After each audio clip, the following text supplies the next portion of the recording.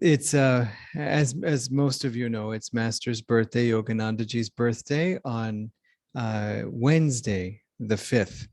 And so we are celebrating his life in this satsang, and we will have a meditation on the 5th evening, and then also a retreat dedicated to Master on Saturday following that. So it's a week of our Guru, a week of really of celebrating not only his presence on earth, but his presence in our lives.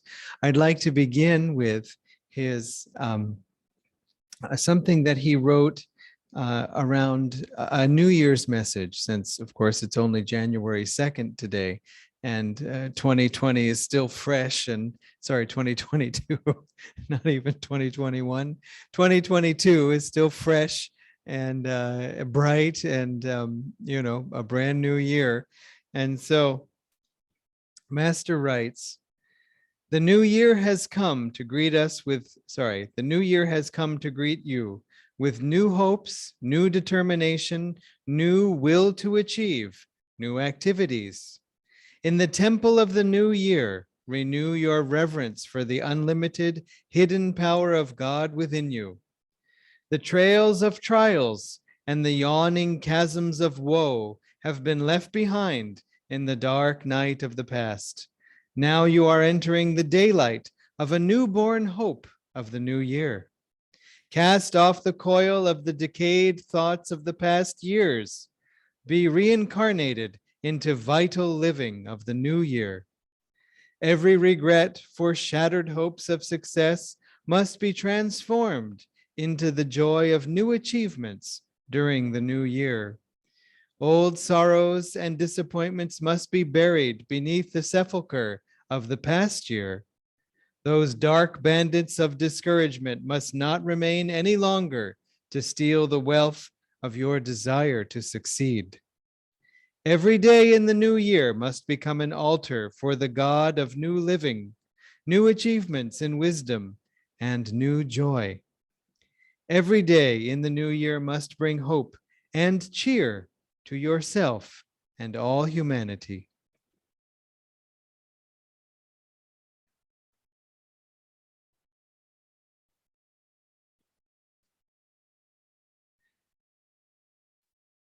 And I'd like to read also from Whispers from Eternity.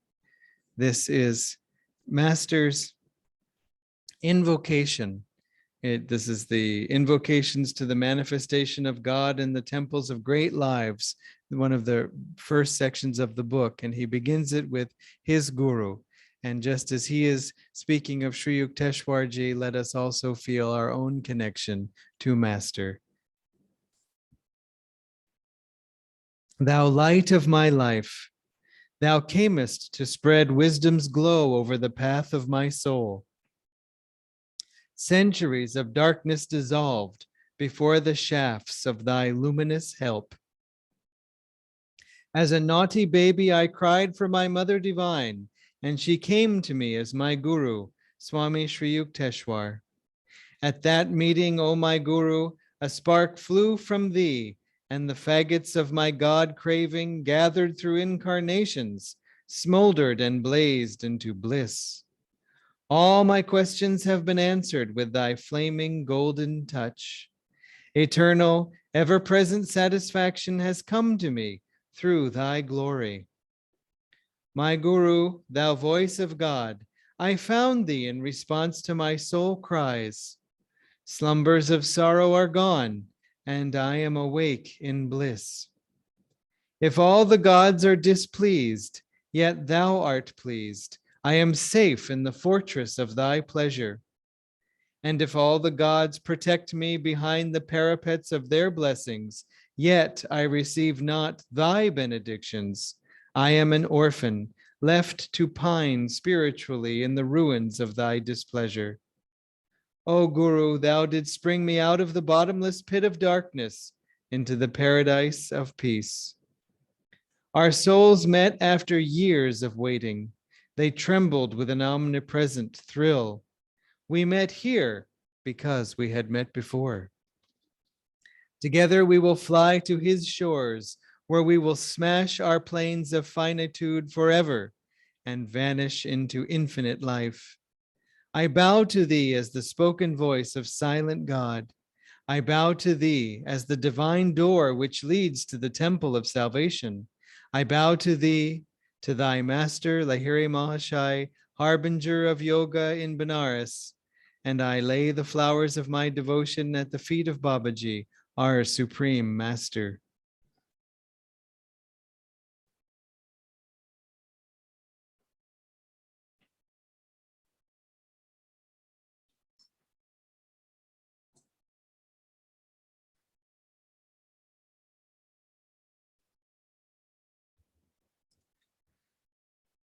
It's very nice to be back with you all after our break. We had quite a bit of Christmas celebrations and the all-day meditation before that. And so it's been a little while since we've had a Sunday satsang. And it's very satisfying to begin the year in this pattern, to start so early on in this way, January 2nd. It's, of course, naturally, there's difficulty in this year, either because of the effects of the pandemic, or the fact that it isn't going away, or the fact that some people feel it has gone away, even though it hasn't. Unfortunately, a friend of ours in Delhi just got COVID, and he said so many people in our apartment complex have it. Also, they have been vaccinated, so they're doing okay, all things considered. And yet, to see that, where have we heard this story before? He just said the cases keep going up and up in Delhi, and that sounds, unfortunately, very familiar as to what we all went through here not so long ago. But with the vaccine, there's this greater sense of confidence, of safety, and all of that. But still, I would like to say enough is enough, but we've already said that, and we we said that all of last year. And is this really still happening? And yet, at the same time, we do have to be careful. We cannot control whatever Divine Mother is doing with this world. And so we need to go with her flow. It's the only flow there is. So it's wonderful then, with a little bit of questioning about this new year and what it will bring. Hopefully it will bring the end of the pandemic. Nayaswami Devi, who is the leader of Ananda worldwide with Nayaswami Jyotish, her husband, she sent an article, wrote an article, sent out to many of you for the new year. My soul is marching on, which is quoting from a poem of Masters from the same book, I believe, Whispers from Eternity. And she ended her letter with quoting from that poem. If you haven't read it, do read it, because it gives us that courage that no matter what happens, my soul is marching on. And remember, Yogananda ji, Master, lived through quite difficult times in his lifetime. He even said, it isn't fair. He said, because Lahiri Mahashai lived at a time when there were no wars. And he said, I had to live through 3 wars, World War I, World War II, and the Korean War. And so he just said, again, it's not fair. So on the other hand, even as Devi mentions in her letter, Master said to his disciples that he had been a general, a leader of armies, and at least 2 or 3 of his incarnations, actually, he mentioned specifically what those lifetimes were. And Swamiji writes of a time when he wasn't present, but Master said, if I could, stir up an army even now. And he began speaking very strongly. And the disciples who were present said they just felt like grabbing anything they could, a rake or a broom or anything, and raising it up, and sort of ferocity that we will fight the good fight and follow our general to the end. Master had that power. Of course, he was fighting for God realization. and for not only his disciples, but even for this whole planet. We have to understand, when speaking of Master's birthday in particular, the birthdays of all the avatars, but since it is coming up to Master's birthday, that it has a quantitative as well as a qualitative aspect, in the sense that it's natural for us as disciples, if in fact you are a disciple, to feel the very personal, the very, again, qualitative sense of our connection with Master, our love for him. And I will speak of that. But also, we want to look at the impersonal aspect of his mission on earth. Anything that relates to him relates to us as his disciples. And so it's helpful to see it not just up close and not just in our hearts, but also in its broader perspective. One thing Swami Kriyananda said he was searching for at one point was, I mean, after finding Master, of course, but he was trying to express or trying to identify what was the unique aspect of Master's teachings. After all, when the avatars come, when even great masters and saints come, they have the same basic message: love one another, love God, find God, be kind, work on yourself, meditate, all these things.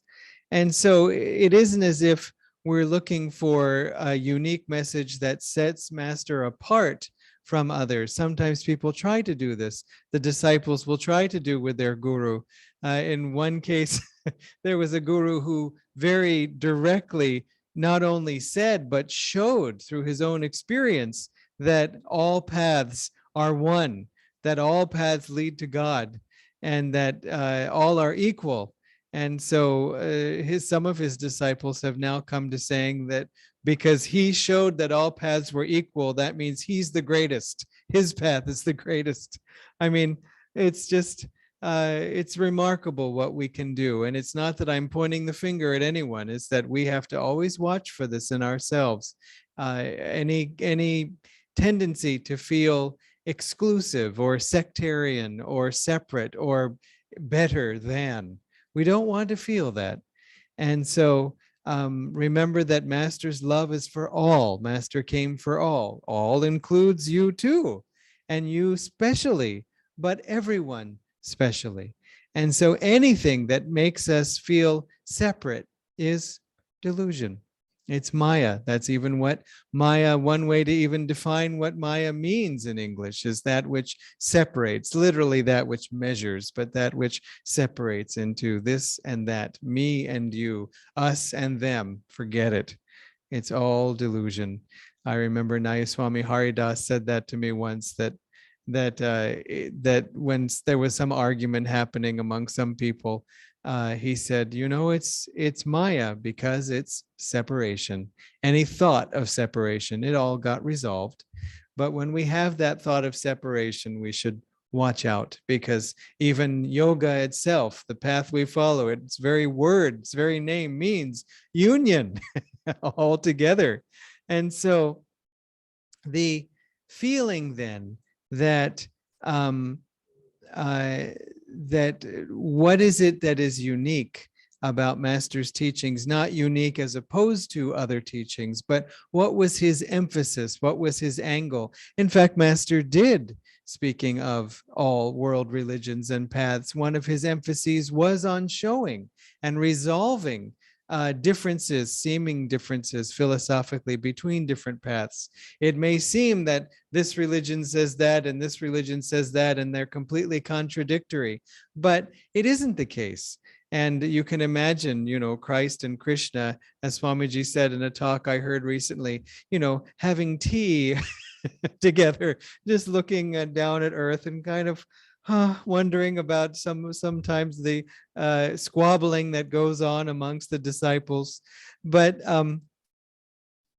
this Master, again, resolving these differences, these seeming contradictions, they only seem contradictory because they're given different emphases, different of all the aspects of truth. there's only so much that one can absorb. And furthermore, there is usually what happens is that a master comes and corrects people's understanding, and then they run with that and take it too far.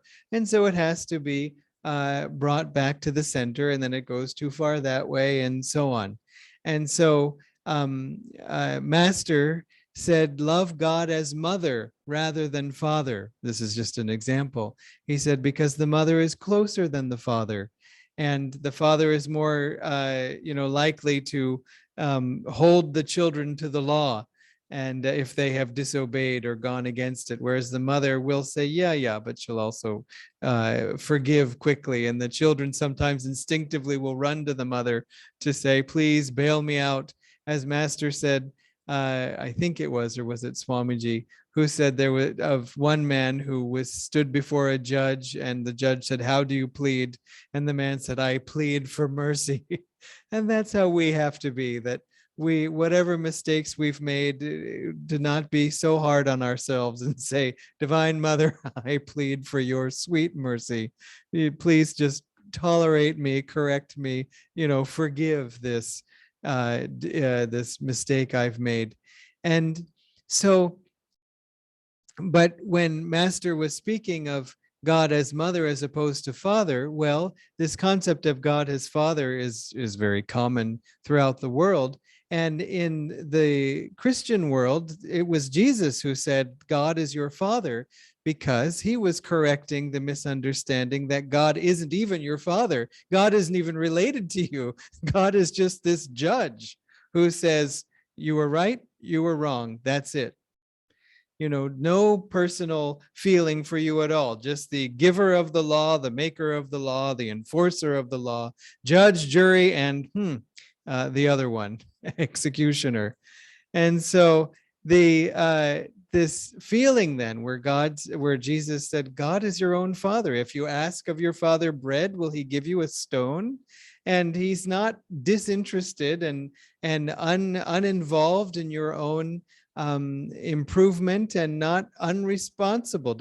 It doesn't feel any sense of personal responsibility. That's not true. He does feel responsible. He does want to help you. There's a beautiful story which somehow we missed in the course of our readings from the scriptures in this. It comes near the end of the year, and I don't know how we missed it, but with the different events going on. But it's the story of the prodigal son, which I won't tell now because it's too long. But essentially, there was a son of a father who did so many wrong things, and there was a good son too.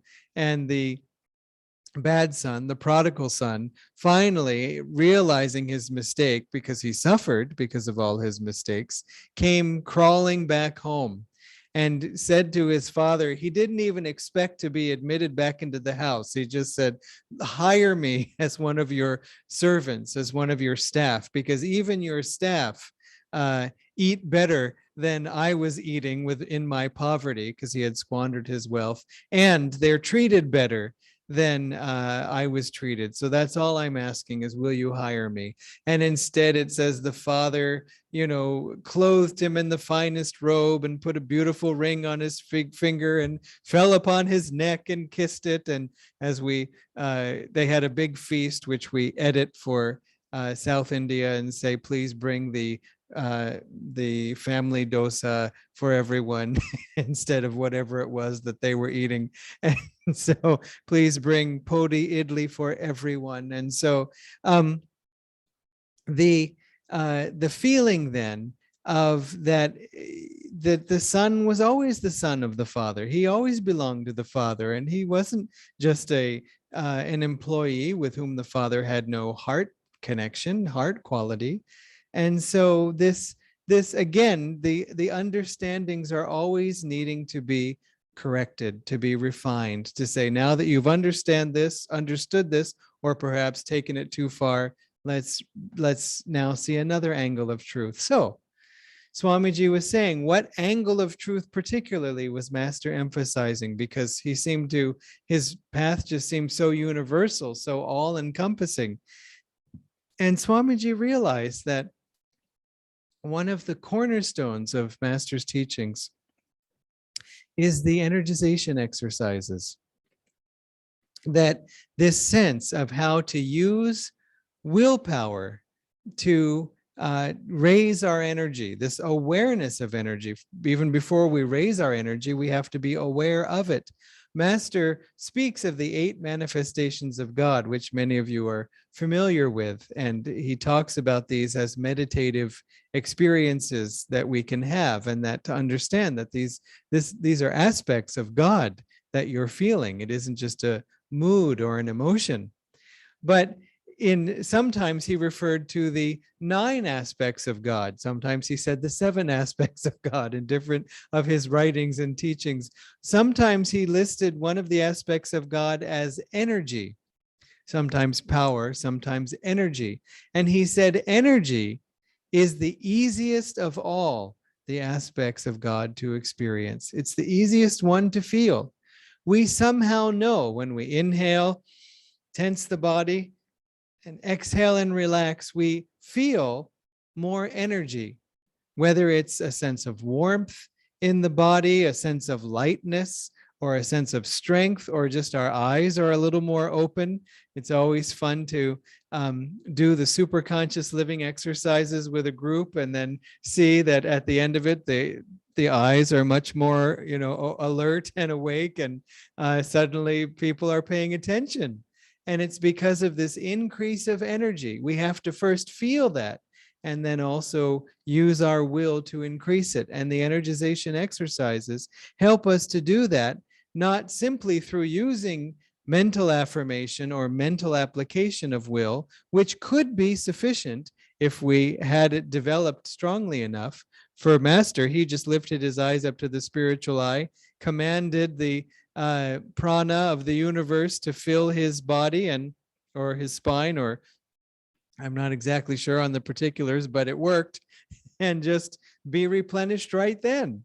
But that's not so easy to teach, or if it is, it's not so easy to learn.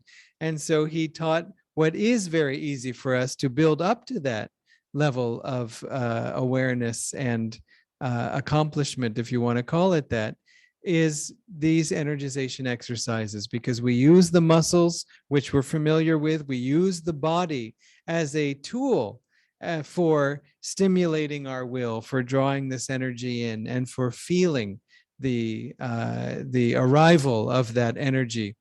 And so why would the energization exercises be the cornerstone? Well, I mean, of course, one reason is Master created the energization exercises, and so they represent his unique contribution to the science of yoga, in addition to asanas, pranayama, meditation, and so on. So, but why the energization exercises? Well, even this word energy, what does it mean? How do we define it? How can we explain it? It's not so easy, actually. We know what it is. We know that energy is in the form of electricity, for example. Energy is in the form of light, whether through solar power or heat from the sun, for example. Water can create energy, that somehow these flowing water, that somehow these different things are all represent the same kind of manifestation, this energy. We know when we feel energy, we feel alive, we feel awake, we feel sometimes tingling, and we know when we don't feel energy. And so I think electricity is one thing that has really helped us to understand energy. Petrol, another, just fuel for the vehicle so that it moves. And so we can relate to it in a way that these things, though, are recent inventions. Recent, meaning in the short term. Long ago, I don't think they were, I think they did exist in different ways, but that's a different story, in earlier yugas, earlier ages.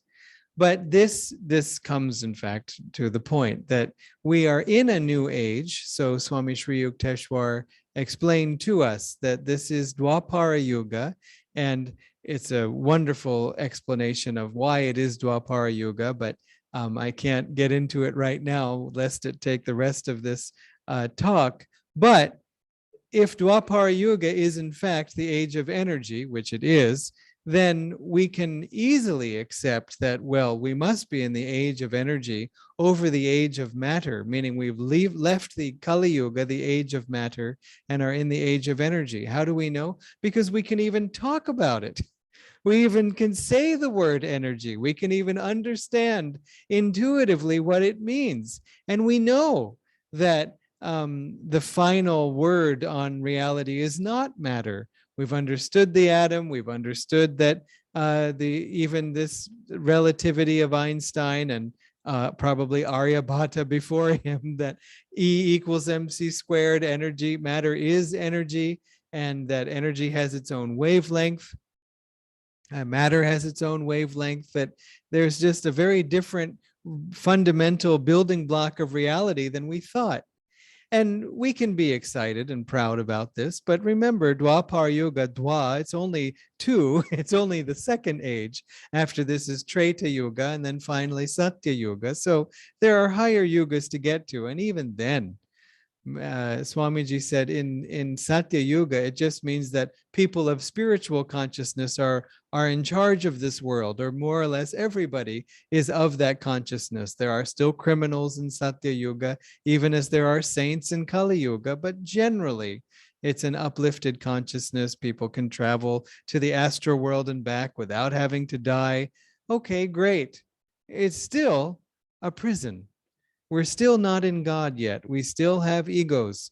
And so Satya Yuga is not anything to fantasize about as what a wonderful thing. You can sort of feel that when things are really rough down here, we can imagine, well, it'd be nice to take a break in Satya Yuga or take a break in the astral world. But again, as Master lived through such difficult times in the world and brought healing, so should we. Say, embrace the times that we are living in, bring healing to each other and to ourselves, to bring courage. And how do we have that courage? Well, because we have Master. It's really that simple. There's really nothing we can do on our own very well unless guided by wisdom. That's in fact what Sri Yukteswar said to Master. Allow me to discipline you, he said when they met. And Master said, why, sir? And he said, so that you can tune your will to my will. And meaning, let me correct you, not let me just sort of arbitrarily punish you, but let me correct you, let me train you. And he said, Sri Yukteswar said, as I found my own will attuned to my Guru's will, Lahiri Mahashaya, as his wisdom-guided will began to guide my will, then I found my actions directed to the right course. And so it isn't that we don't have the capability, we do. It's really tuning our guidance system, if you want to call that, to the true guidance system, which is God, which is truth. It's not even personal, as I was saying. Master said, God is the Guru, and God sends the Guru to us to bring us home. And at another time, he said, the Guru's only purpose is to awaken the inner Guru within you, within the disciple, to bring our own perfect soul, our own divine spark to the forefront of our consciousness, and for the ego, which is the other one in this battle, the contender, to have it let go and say, even I want God. That's one way to look at it, rather than thinking of defeating the ego, to say even the ego gets won over and says, you know what, I've tried everything. I'm still not having fun. Let's see what the soul can do if it's in charge. And so it bows out of the election. and so the feeling then of Master's presence in our lives, as I was saying, it has the impersonal aspect of Master coming to help the whole world, to bring the consciousness of the new age to this whole planet. The new age has come, and there's nothing about that, but to help us through this transition, because Kali Yuga is over, but Kali Yuga doesn't know that it's over yet. And so it's still grumbling and bickering, and sometimes quite fiercely. And so what does that mean? Kali Yuga represents, again, separation, us versus them. This is all I can focus on, and anyone who is not like me is wrong. My way must be better than all other ways, division instead of unity, and so on. You could say, well, is that always wrong? Well, it's wrong now because we're going from Kali Yuga into Dwapara Yuga. But if you know about these yugas, you could say, well, but before this, there was Dwapara Yuga going into Kali Yuga. And so we'd have to say that even though that represents a diminishing of energy or a descent into less awareness, if it really is the planet's, age or plan or time to be in Kali Yuga, then it must be right for it to be in Kali Yuga. And so how can it be right to be more narrow? Well, in that context, it's sort of like bad weather. We're going through a difficult time and we need to protect ourselves from the storm, in this case, the storm of material consciousness. And so we do have to focus. There's only so much mental power you have at that time, so the masters say. And that's a long story, but anyway, it has to do with the proximity to the center of the galaxy. But read Sri Yukteswar's introduction of his book. You don't have to read the book. It's just quite hard. Even the introduction's hard, but he explains it in his book, The Holy Science. This whole thing that comes from, as he says, he refers to it as coming from Hindu astronomy. Now, that we have to specialize, we have to focus, we have to choose. And so whether God or this world. And so that's right because of the time that we're in, when we're in descending Dwapara into Kali Yuga, but we're not. Now we are in this year, 2022, we are in Kali Yuga ascending into Dwapara Yuga. And so it's right for us to think in these expansive ways, in these unifying ways. It doesn't mean that it's all wonderful. In fact, unfortunately, the masters say that the most violent of all the yugas, of all the 4 yugas, is Dwapara Yuga. And it's because suddenly people have access to great amounts of energy, but they don't have the wisdom yet to know what to do with it. And so whereas in Kali Yuga, people are perhaps even more violent and angry, but when you're really mad in Kali Yuga, what do? You throw a rock at somebody. That's all you've got. And in Dwapara Yuga, you have an atomic bomb. So it's a little different. Anyway, we'll hopefully get through it. So, and Master said, if not, when Swamiji asked him, will all the souls that are here in Dwapara Yuga be here even when the planet is in Satya Yuga? And Master said, oh no, there are many planets to go to. But again, a different topic. So to come back, as Master would say, this sense of Master's universal mission, we want to embrace. We want to, don't argue with people of whether it's Dwapara Yuga or Kali Yuga. Some people are just devout Kali Yugis, devoted that it is Kali Yuga because of the scriptures, without realizing that, as Sri Yukteswar explained, he didn't argue with the scriptures. The scriptures themselves, if you read them directly, it comes from Manu's treatise. I just suddenly forgot the name of it, but anyway, Manu's Shastra, what he wrote, is that he says, if you read it, it says exactly that we should be in Dwapara Yuga now for various reasons of calculation. And it was only a misinterpretation of that, sort of, that people made up, that has been passed on as tradition. But it's not what's written. It's not what Manu wrote. And so Sri Yukteswar was actually restoring Manu's explanation, not arguing or correcting it, because there's nothing wrong with it. So anyway, as I said, it's a fascination of mine, if you couldn't tell. And so I always want to go in that direction, but I will resist. So the feeling then that we are here to bring, to be a part of Master's mission in whatever way we can. One simple way, as Master said, not simple in the sense of simplistic, but easy, is he said, you can preach through the autobiography. He said, you give the autobiography to others and they will be changed. Well, gosh, I mean, weren't we changed by that book? I mean, it certainly changed my entire life. I met someone who impressed me because he was very professionally accomplished in my field, which was computer science. I was just a student. I wasn't accomplished at all, but I was in college. And yet he was also very calm and poised. And there was something, I begin to wonder if it wasn't also Master's vibration, because after that, I met other yogis. He was a yogi, of course, following this path, but I met other yogis of other paths, and I just didn't feel that same attraction to what they were doing. I felt a respect for it, and but not a personal, I wasn't personally pulled. So I wonder if there wasn't more to it that I was feeling, but it was, of course, all unconscious. I had no frame of reference.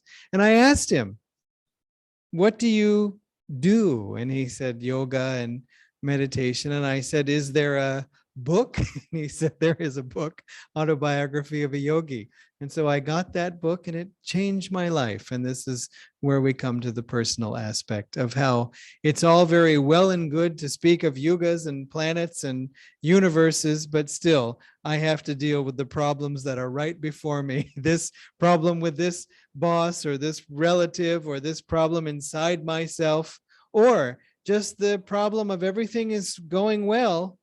And so what? It's still not enough. Is this it? Is there not more joy in life? As Master wrote to Sri Yukteswar, we met here because we had met before. And I think many of us have met Master, come to Master in this life, if not directly, because of course his life was some time ago in years. We came to him because we had been with him before. And I think that has to be true, partly because of Swami Kriyananda Ji has said so, but also just because of the feeling that we have. Why would this path make sense? Why would it be attractive? Why would it appeal to you? And why would you have the strength to continue, the interest to continue, the gumption, the sort of stick-to-itiveness, as the phrase goes, to be able to continue on despite a lot of challenges? This COVID has been quite a challenge, actually, to that. We haven't been able to get together in the same way. We have been able to get together a lot through Zoom, and in some ways, it's been more frequent to get together because we haven't had to travel. But still, especially if you have had that connection in person when we've all been in the temple, it's painful to miss that. It's painful to go without that. We all feel it. And the negatives of that are obvious. But the positives, which I wouldn't say I would choose, but given that we are in this situation, what are the positives? Well, one thing is that when we are all together, it's very good, actually. We can be carried along by the group magnetism. We can be carried along by the sort of strength of the community. And it's again, this is why Master emphasized spiritual community. So it's not at all a bad thing. But when that is taken away partially, because again, it's not taken away, obviously, here we all are, at least our minds are able to meet, that when it's taken away partially, then we have to really look inside ourselves and say, how do I feel? Not just, I'm kind of going along with the crowd and here's the satsang and here's the food and, where's the tea? But that what connection do I feel with Master? How can I deepen my own connection with Master? How can I look inwardly for my inner feedback and encouragement? How can I ask Master, the way we've heard Swamiji speak so much of how Master would guide him after Master's passing? How can I look for that in my life to feel guidance from Master, or guidance from Master through Swamiji inside? How can I, as Master said, I will whisper to you through your own intuition. How do we feel that? You see, so it forces us to go within in a very dramatic way, go within ourselves, and also to see, where do we stand when it's just suddenly us all by ourselves on one level. And so we're not completely separated. I mean, 20 years ago, if this had happened, just imagine. We wouldn't have had any Zoom. Maybe it would have been invented just in time for this, but we wouldn't have had the bandwidth to do what we can do so easily now, and certainly not as prevalently spread out through so many people who do have this access to the internet and so on. And um, so there is that compassion, and God wants our growth and our happiness. Swamiji said, God wants your happiness, and not just your happiness because you finally realized that all the things you really wanted were unhappiness. And so you finally accept that, okay, all this other stuff that I don't want is happiness. No, he wants, even on a trivial level, just the way a parent will give a child a toy that isn't really meaningful, but it's something the child wants. And so go ahead, have this. I know that in a month or 6 months, or you'll forget about this toy and you'll want some other. And so I'll give you that toy then too, just because I love you. But as Master said, look to the giver behind each gift. And that means not only the beautiful gifts, but also the gifts of tests. Why are they gifts? Because they help us to grow. They test us because they are at the limits of our strength, the limits of our understanding, the present limits. And they're inspiring us, motivating us to move beyond those limits, to expand, to let go of this false idea that has been blocking our further understanding, or to let go of this habit that keeps getting us into trouble, to say, I've had enough of it, and to be able to push through it. Not to beat ourselves up, not to be too hard on ourselves. If that works, fine. But often it just beats us down and makes us just sort of slump even further. As Master said in his wonderful writing about the new year, just leave all of that. Start anew today. And as Swamiji has given in another story of his on how he overcame smoking, that every time he went back to it initially, he said, I haven't yet succeeded. And affirmed success with every slip. He affirmed success until after a year of trying, he was able to put that habit away forever. And so let us affirm, I haven't yet succeeded, with the emphasis on succeeded, not on haven't yet. And so let us celebrate Master's, how he has come to rescue each one of us from our own delusions, from our own karma. Out of his love specifically for you, he has come. And his as Master wrote to one disciple, I will never give up my job about you. And so he will never give up on us. If we push him away, then he'll wait respectfully. He won't impose. And so I only want to do what you want. If you don't want it, fine, but we do want it, because what's the alternative? Nothing. And so, meaning no life at all. So let's really, as we understand that Master is come to this earth for the earth's benefit, that he's also come for our own benefit. And let us really feel in this week, this period that is his birthday, try to find some new way to deepen your relationship with Master, whether it's listening to the audio recordings of his voice or looking at his photos. There are many now available online, so you can find some new photos. We share them regularly on WhatsApp through a few friends who post them, which is really wonderful. But they're open to all. And whether to read autobiography of a yogi again, or to read others of Master's writings, or to read The New Path, to Swamiji's life with Master, or if you've taken the discipleship class, to reread the Handbook of Discipleship textbook that comes with that, to really deepen, just to talk to Master, just to maybe chant some of his chants, and to pray, to be in a way of saying, during this week of your birthday, let me give the gift of my attention. Let me get to know you better. Let's deepen our friendship. Let me hear you better in what you're trying to say. You can also do this through the talks of Swami Kriyananda, who has made Master so real to us, because frankly, without Swamiji's expression of Master, for me, Master would really be somewhat theoretical. I mean, I can understand him, I think, from what I read of Autobiography of a Yogi, but as Swamiji points out, he writes in Autobiography of a Yogi about everyone except himself. It's not really an autobiography at all. And Master himself even said he didn't want to celebrate his birthday because we're at the time of his birthday. He said, for years I avoided it because he wasn't trying to give any emphasis to himself. But he said, finally, when you all started it, I liked it because of the joy that it brings to all of you. So he was very careful never to appear to impose himself between the disciple and God.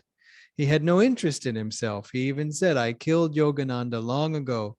No one dwells in this temple but God. At the same time, as I said, for me, Swamiji made Master so real. First of all, Swamiji had been with Master, so that was very real. But his stories of Master, his teachings of Master, and also, most of all, I think, the vibration that he carried was something we felt, and you can feel. You can feel it. I recognize it in Master and Swamiji both now, but I recognized it in Swamiji first, because it was, dynamic to my consciousness. It was very much sort of like I got hit with a wave of energy the first time I met Swamiji. And so you can feel this through his talks, how he'll say something in a video that you realize is just for you in this moment. He's addressing that. And so again, would it be that we had as many talks of Master available, we could listen to hundreds of talks as well. They do exist, so maybe one day we'll be able to get our hot little hands on them. But until that time, and even beyond, because we could listen to all the recordings in the world. And if we didn't, the more we do it with love, which, to put it in a positive way, the more we do it with openness, the more we do it with affirmation that Master is trying to reach us. He's already here. And so how can we hear him, feel him better, and help him to lead us to God in this lifetime?